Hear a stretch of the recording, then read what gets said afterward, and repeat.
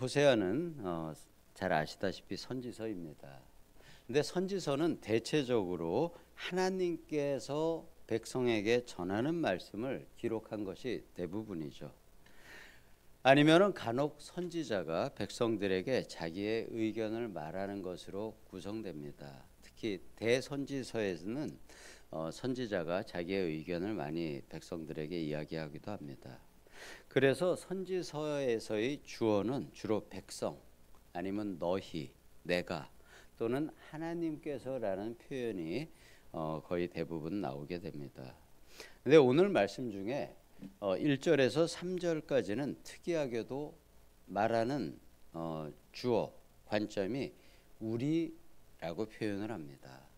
선지서에서 우리의 표현은 그렇게 많지 않은데 여기서는 그렇게 되어 있죠. 그래서 이렇게 말씀합니다. 오라 우리가 여호와께 돌아가자라고 6장의 말씀이 시작이 됩니다. 근데 호세아서를 쭉 보게 되면은 호세아서는 거의 전부가 하나님이 화자가 됩니다. 여호와께서라고 시작이 되는데 이것은 좀 특이하게 호세아 자기 자신과 백성을 묶어서 우리라고 표현을 합니다. 우리가 비록 하나님을 등지고 버림받아 벌을 받지만 이제 하나님께 돌아가자는 아주 강력한 권유입니다. 이 권유가 호세아 시대의 백성들에게 하는 것 같은 그런 뉘앙스는 아니죠. 북이스라엘이 아수르에 멸망하고 또 포로로 잡혀간 후에 다시 그 백성의 마음이 하나님을 향할 때 미래의 백성들을 향한 외침으로 이 표현이 들립니다. 그래서 문장 뒤에 서술어들이 전부 미래형입니다. 도로 낫게 하실 것이요 일으키시리니 살리라 우리에게 임하시리라. 이러한 표현은 현재보다는 미래에 이렇게 될 것이라는 예언의 표현입니다. 그리고 하나님께로 돌아갈 시점까지 정확히 얘기합니다. 여호와께서 이틀 후에 우리를 살리시며 셋째 날에 우리를 일으키시리니 라고 2절이 표현이 되죠. 자, 오늘을 기준으로 볼 때 이틀 후, 내일 모레죠. 오늘을 기준으로 셋째 날, 오늘, 내일, 모레 이렇게 이틀 후에와 셋째 날은 전부 같은 모레인 2일 뒤를 말하는 표현입니다. 하나님께서 이스라엘을 다시 살리시는 시간이 어떤 사건을 기점으로 해서 이틀 후 그리고 셋째 날입니다. 이는 구속사적인 측면에서 그리스도의 부활을 뜻하는 표현입니다. 예수님이 돌아가신 이틀 후 그리고 돌아가신 셋째 날을 뜻하는 것이죠.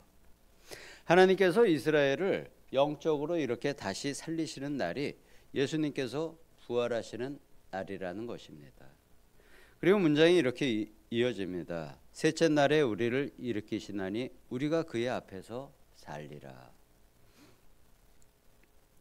우리, 여기서도 우리, 나를 포함한 호세아는 분명히 미래의 사건을 이야기하고 있는데 그것도 몇백 년 후의 사건을 이야기하고 있는데 우리라고 표현을 하고 있는 것입니다.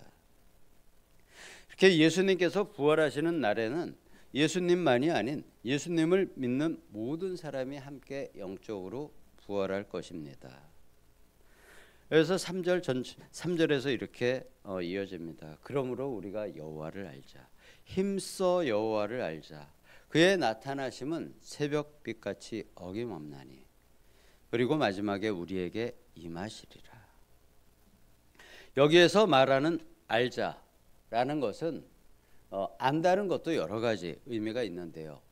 지식적으로 아는 것, 나의 생각으로만 아는 것, 이것을 말하는 표현은 아닙니다. 사람에 대해서 아는 것으로 비교를 한다 그러면은 그냥 그 사람을 내가 얼굴을 안다, 아니면 뭐 옛날에 알았다, 뭐 지금 좀 그 사람하고 친하다 정도를 이야기하는 표현이 아니고요. 상대방과의 직접적인 관계를 통해서 그 사람의 본질, 그 사람의 본 심성까지 속속들이 다 아는 것을 의미하는 단어에 안다는 표현입니다. 우리가 대표적으로 대인관계에서 이야기한다 그러면 부부가 함께 사는 것과 또 인생의 시간을 지나면서 여러 사건을 겪으면서 전 인격적으로 서로에 대해서 속속들이 정말 뿌리 깊이까지 그 사람의 본성을 아는 것을 의미하는 그러한 의미의 안다라는 표현입니다. 우리가 하나님을 그렇게 알아야 한다는 것입니다. 이렇게 친밀하게 모든 것을 알려면은 방법은 부부와 같이 함께 사는 방법밖에는 없습니다. 우리가 하나님과 동행해야지 된다는 말입니다. 그래서 하나님은 3절에서 우리에게 나타나셔서 임하신다라고 합니다. 새벽이 되면은 빛이 나타난 같이 이른 비나 늦은 비가 땅을 적셔서 땅과 함께하며 농사를 짓게 하는 것 같이 때가 되면 성령 세례를 통해서 백성의 마음속에 임재하셔서 함께하시며 하나님을 알게 해 주신다는 표현인 것입니다. 바로 성령 세례를 뜻하는 표현입니다. 우리 마음에 이렇게 하나님이 함께하시며 부부가 서로를 아는 것보다 더욱 친밀하게 하나님에 대하여 알려주실 것이기 때문에 여호와를 진정으로 알자. 너희도 힘써 여호와를 알아라. 라고 백성에게 1인칭의 시점에서 강력하게 명령을 합니다. 호세아 자신을 포함한 우리라는 표현으로 모든 하나님의 백성이 이렇게 함께 해야 한다고 강조하는 것입니다. 4절부터는 다시 주어가 하나님이 화자의 관점으로 돌아옵니다. 에브라임 북이스라엘아 남유다 왕국 너희 유다 백성들아 내가 너희를 어떻게 했으면 좋겠느냐. 너희의 인애가 너희의 사랑이 하나님을 향한 사랑이 또 다른 이웃 백성을 향한 사랑이 아침이 되면 금방 없어지는 이슬 같도다. 나는 너희에게 인애를 원하고 제사를 원하지 않는다. 번제보다 하나님 아는 것을 원한다. 하나님과 함께하는 것을 원한다는 것이죠. 호세아서에서 하나님은 백성에게 인애를 원한다는 말을 지금 반복해서 계속하고 있습니다. 반복은 강조입니다. 하나님이 모세에게 제사와 번제를 알려주고 그대로 하라 하신 것은 그 제사와 번제를 통해서 하나님을 공경하고 하나님의 말씀에 순종하며 따라 살면서 하나님 알기를 원하신 것입니다. 그렇지만 백성들은 성전 안에서는 그렇게 정성껏 제사를 지내면서 성전 밖에서는 하나님의 말씀을 어기고 성전 안에서만 제사를 드릴 때 하나님께서는 그렇게 드리는 제사는 받을 필요가 없는 제사라고 말씀하시는 것입니다. 그 제사보다는 말씀은 행하는 삶을 하나님께서는 원하십니다. 형식적인 예배보다 영적 예배의 삶을 원하시는 것입니다. 예수님께서도 마태복음 9장 13절에서 말씀하셨습니다. 너희는 가서 내가 궁유를 원하고 제사를 원하지 아니하노라 하는 뜻이 무엇인지 배우라. 오늘 말씀이죠. 이것을 인용을 하십니다. 그것도 한 번이 아니고 반복해서 예수님께서도 인용을 하십니다. 하나님의 마음과 예수님의 마음이 이렇게 같습니다. 호세아 때나 예수님 시절이나 백성들의 마음은 인애와 궁휼함이 없으면서 형식적인 제사와 예배만 드린다고 안타까운 심정을 표현하시는 것입니다. 마태복음 12장 7절에서도 말씀하십니다. 나는 자비를 원하고 제사를 원하지 아니하노라 하신 뜻을 너희가 알았더라면 무죄한 자를 정죄하지 아니하였으리라. 이 말씀을 이렇게 반복하십니다. 반복은 강조라고 이야기 드렸습니다.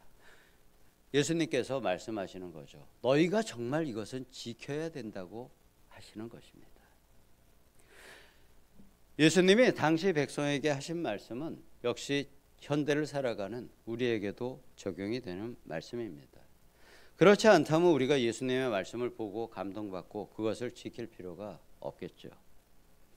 우리가 이렇게 교회 안에서의 예배보다 교회 밖에서의 영적 예배의 삶이 더 중요하다는 것이고, 세상에서 하나님과 예수님이 원하시는 인애, 사랑과 순종의 삶을 살기를 원하시는 것입니다.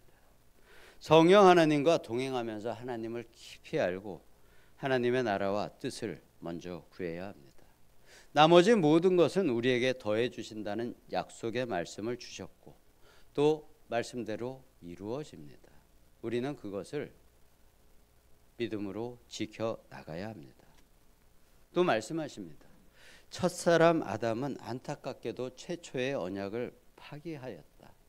하나님을 반역하였다고 합니다. 길르앗, 이스라엘의 한 지역에서는 악을 행함으로 그 고을에 핏자국이 가득하였습니다. 길르앗은 요단 동편 땅을 이야기하는 표현입니다. 언제인지는 또 정확하지 않지만 어떤 제사장의 무리가 세겜의 길을 점거하고 지나는 순례자를 약탈하는 악을 행하였습니다. 이는 성경에 어느 때인지 나오지 않지만 정확히 알 수는 없지만 선지자가 호세아가 이렇게 이야기합니다. 제사장의 무리가 백성의 재물을 약탈하는 대상으로 본다는 것이죠. 하나님의 제사장이 성직이 아닌 백성의 돈을 빼앗기 위한 직업으로 타락을 했다는 것입니다.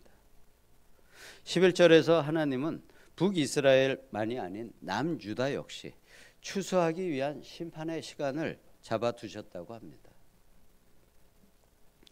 이스라엘만이 아닌 우리들 역시 심판의 정해진 시간을 향해서 다가가고 있는 우리는 말세의 성도들입니다. 그러므로 우리가 역시 하나님께 돌아가야 하고 하나님을 친밀하게 여호와를 힘써 알라라는 표현처럼 우리가 하나님을 친밀하게 알아야 합니다. 성령 하나님이 우리에게 임재하셔야 합니다. 하나님이 원하시는 그 인애와 긍휼을 우리가 삶에서 베풀고 하나님의 뜻을 알고 이를 행하는 우리 모든 성도님들 되시기를 예수님의 이름으로 기도드립니다. 아멘. 아버지를 힘써 알기를 원합니다. 우리가 먼저 하나님의 나라와 뜻을 구하여 얻기를 소망합니다. 우리가 교회의 이 거룩한 예배와 더불어 세상에서도 영적 예배의 삶을 살며 복음의 빛을 비추며 우리를 통하여 그리스도의 복음과 빛을 나타내길 원합니다. 주님 우리와 항상 함께 하시어서 인도하여 주시고 그 인도에 순종하며 따라가는 우리 모두의 삶이 되길 예수님의 이름으로 기도드립니다. 아멘.